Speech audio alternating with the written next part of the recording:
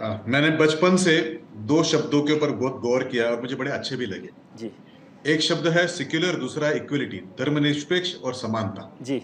अब ये धर्मनिरपेक्ष जब सेक्युलर की बात निकलती है तो फिर याद आता है कि भारत में एक प्रयत्न करके 42वां संशोधन यानी कॉन्स्टिट्यूशनल अमेंडमेंट लाकर जी। अपनी जो प्रस्तावना है संविधान की उसको बदला गया है। जी। कॉन्स्टिट्यूशन के पैरामीटर को बदल के लाया गया। जी। धर्मनिरपेक्ष का मतलब क्या है कि आपका धर्म क्या है इससे मैं पूछूंगा नहीं। जी। हिंदुस्तान का जो संसाधन है और विधि है उसके सामने आप और मैं एक जैसे बराबर खड़े रहेंगे, हम दोनों भाई साथ में जी। रहेंगे। कोई नहीं पूछेगा कि आपकी आस्था क्या है, मेरी आस्था क्या है। जी। तो हम दोनों को समान अधिकार होगा हमारे संसाधनों पर भी और विधि के सामने भी। जब जी। विधि के सामने फर्क नहीं होना चाहिए, इसीलिए शायद 42वें संशोधन में ये बात लाई गई कि समानता आएगी, धर्मनिरपेक्षता है। जी। और दूसरा डेमोक्रेसी का मतलब ही समानता होता है। जी। अब समानता होते समय सरला को एक अधिकार और सलमा को अधिकार नहीं मिलेगा, ऐसे कैसे हो सकता है। जी। अब एक दुख आपको मैं बताता हूँ। जी। एक बहन थी साहबानो जी, जी। उनको उनके पति ने छोड़ा। अब ये जो वर्बल डाइवर्स जो होता है यानी मौखिक तलाक देने का जो प्रथा है, अब वो उनकी उम्र क्या थी, शायद 70 के ऊपर थी, मुझे ठीक से केस नहीं पता है, आपके दर्शकों को जी। ज्यादा पता होगा।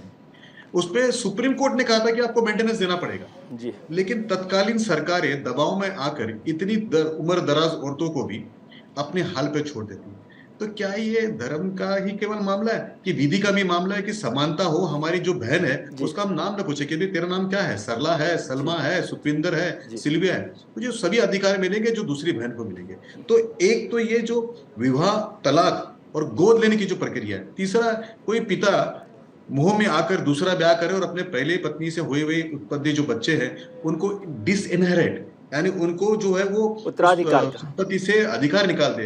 ये कहाँ तक सही है। हो सकता है कई बार आदमी पथभ्रष्ट हो सकता है, गलती करेगा, तो क्या उनके बच्चों को कोई प्रोटेक्शन नहीं मिलेगा। जी। तो एक समाज में मिलेगा, दूसरे में नहीं मिलेगा। विधि के सामने हम कहते हैं कि सब कुछ समान है, सभी लोग समान होते हैं। जब न्याय देवता के सामने सब लोग समान है तो कहाँ से पक्षपात हो सकता है। तो मुझे लगता है कि लिंग भेद, जात भेद, धर्म भेद, जी। जी। वर्ग भेद, भाषा भेद, ये उपनिवेशिक काल में हमारे जो सो कॉल्ड कॉलोनियल मास्टर थे उन्होंने हमारे सिर पर थोपे। अगर हमने इसका इतिहास अगर हमने पढ़ाई करने की कोशिश की तो ये 1882 में कहीं तो हमारे ऊपर थोपा गया था, क्योंकि उपनिवेशिक जो हमारे साम्राज्यवादी जो हमारे ऊपर ताकतें थे, जी। हमारा उस समय हक नहीं चलता था। जी। ये हमारी गलती है कि पिछले 70-75 सालों में हमने कोशिश नहीं की कि हमारे उसी ठीक। भाई को, बहन को वो अधिकार दे जो अधिकार आपको और मेरे को है। ठीक। अब आज भारत में कोई माइनॉरिटी नहीं है। विजय जी, मैं आपको एक व्याख्या बताना चाहता हूँ।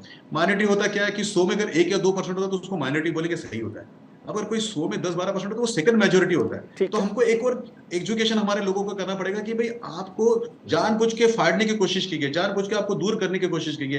तो देयर इज माइनॉरिटी का भी डिफिनेशन हमको कहीं ना कहीं तो करना पड़ेगा। आज का विषय नहीं है और मैं करूंगा भी ठीक नहीं। है, इस पर लेकिन चर्चा सेकंड करेंगे। मेजोरिटी है जी। तो जो अधिकार मेजोरिटी का है वो सेकंड मेजोरिटी की जो महिलाएं हैं, दूसरी जो बहुसंख्यक समाज है उसकी महिला को क्यों नहीं मिले। जी। क्यों सलमा बार बार जो है प्रताड़ित की जाएगी, जी। क्यों उसको हम तलाक दें। एक आपकी। बात, और तीसरी बात एक और मैं बताना चाहता हूँ। जी। व्यक्तिगत स्तर पे यानी आस्था, फेथ, ये मेरा विषय होगा। जी। मैं किस तरह से पूजा पाठ करूंगा, मेरे देवी देवताओं जी। का मैं आचरण करूंगा, हो सकता है दुबी जी अलग तरीके से करेंगे, जी। आप दूसरी तरीके से करेंगे। जी। लेकिन विधि के सामने जब हम जाएंगे, न्यायपालिका के सामने जाएंगे, तो पूर्व के वक्ता खाजा साहब ने एक चीज कहा कि कुछ कुरीतियां हैं जिसके ऊपर जवाब देना चाहिए। जी। तो देखिए, एक बात मैं आपको बताना चाहता हूँ कि जैसे हिंदू समाज में पहले सती प्रथा का एक कुव्यवस्था थी, उसके बाद बाल विवाह था, जी, पर्दा उसका होता था, जिक्र किया हमने। जी। है ना। तो ये सब के ऊपर जैसे जैसे नियम बने उसके अंदर समाज को समझाया गया। तो जी। पहले उसका विरोध भी हुआ होगा, कोई साथ में भी चला होगा, लेकिन समाज साथ में चलता गया। आज का आप देखेंगे कि 3-4 जो मेजरमेंट होते हैं। एक होती है व्हाट इज द एज। तो हिंदू समाज में अगर आपने देखा हो तो एज जो है महिलाओं की वो बढ़ गई है। दूसरा होता है कि good days not the ill days, यानी जो आप बीमार कम रहना और ज्यादा स्वस्थ रहना, ये होने लगा। तीसरी बात जो है उसके अंदर कि सुखी रहना, हैप्पी रहना।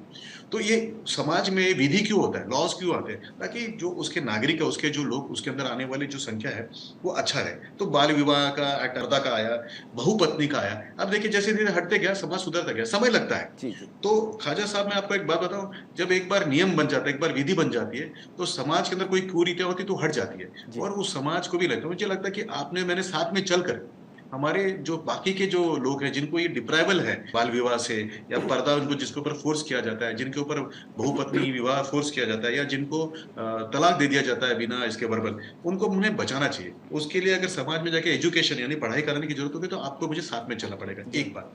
नंबर 2 बात, विजय जी जो आपका सवाल था कि क्या ये कास्ट सेंसस के खिलाफ है। कास्ट सेंसस एक अलग बात है। उनकी पार्टी जो थी कई दशक तक देश में राज करती थी। मुझे लगता है कि सामाजिक न्याय और धर्मनिरपेक्षता ये तो अलग अलग चीज है कि कास्ट बेस्ड रिजर्वेशन होना चाहिए कि नहीं चाहिए, इसका एक अलग डिबेट, आप एक कार्यक्रम करिए, मैं जरूर आऊंगा। जी सामाजिक न्याय, जो सामाजिक प्रताड़ित लोग हैं उसके ऊपर होना चाहिए क्या, धर्म के अंदर भी अलग अलग धर्म के लोगों को सामाजिक न्याय मिलना चाहिए क्या, उसके ऊपर भी चर्चा और बहस हो सकती है। मैं उसका विद्वान नहीं हूँ ना मेरी जी पढ़ाई, लेकिन फिर भी मैं कोशिश करके आपके चैनल पे जरूर आऊंगा। जी लेकिन आज का जो मुद्दा है कि क्या विधि के सामने समानता होनी चाहिए, तो मुझे लगता है कि न्याय देवता के सामने समानता होनी चाहिए। किसी ने नहीं पूछना चाहिए कि भाई तेरा नाम क्या है, तेरा धर्म क्या है। जी जो फायदा, जो प्रोटेक्शन मेरा है, वही फायदा और वही प्रोटेक्शन आपका होना चाहिए। जी तो ड्यूटीज एंड रिस्पॉन्सिबिलिटीज, आपके कर्तव्य और आपकी जो जवाबदारी है और जी साथ में जो आपको मिलने वाले अधिकार है वो सब समान होने चाहिए, तभी तो धर्मनिरपेक्ष होगा। नहीं तो जो आर्टिकल 42 का जो अमेंडमेंट आया, जो कॉन्स्टिट्यूशनल अमेंडमेंट आया 42, जो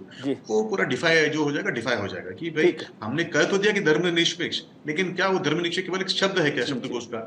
तो उसको पूरा करने के लिए समान नागरिक कायदा मैं आना चाहिए। समझता हूँ। अभी मैं 3 अब्दुल की बात करता हूँ साहब। जी 2 अब्दुल मेरे लिए भगवान से बड़े हैं। जी मैं 2 अब्दुलों की बात करूंगा जो भगवान को ना हमने आपके सामने किया है। जी अब्दुल हमीद जी जब छाती पे गोली खाता है तो हमारे यहाँ पे अभी छाती जो है फूल जाती है। जी हमारे यहाँ पे जो भगवान का जो दर्जा है वो उनको मिलता है अब्दुल हमीद का। हमने नहीं पूछा कि भाई आपका क्या। जी दूसरा, अब्दुल कलाम साहब को जब राष्ट्रपति बनाते हैं तो यही भारतीय जनता पार्टी बनाती है। जी हाँ, हमको तीसरे अब्दुल से प्रॉब्लम है जो बेगानी शादी में दीवाना बनता है। जी उसको गरीबी का अनुभव नहीं, जी उस माँ का दुख उनको पता नहीं कि वो कैसे रहती है, लेकिन उनके बारे में एयर कंडीशन रूम में बैठकर हिदायत के बारे में बात करेंगे। जरा कभी एक बार उस माँ को भी मिल लीजिए जी जिसको बाथरूम करने के लिए रास्ते पे जाना पड़ता था। इस जी माँ के भी बारे में सोच लीजिए जिसको बूढ़ा पति ने ना उसको डिवोर्स दिया था। जी उस माँ के बारे में भी सोचिए कि जिसके बेटे ने उसको त्याग दिया है। थोड़ा-सा दर्द उसका सहन करेंगे तो ख्वाजा साहब और अजय साहब मेरी जैसे बात करेंगे कि यूनिफ़ॉर्म सिविल कोड कल आना चाहिए और कल आप ही के चैनल पे ये लोग आके मेरी तरफ से बात करेंगे।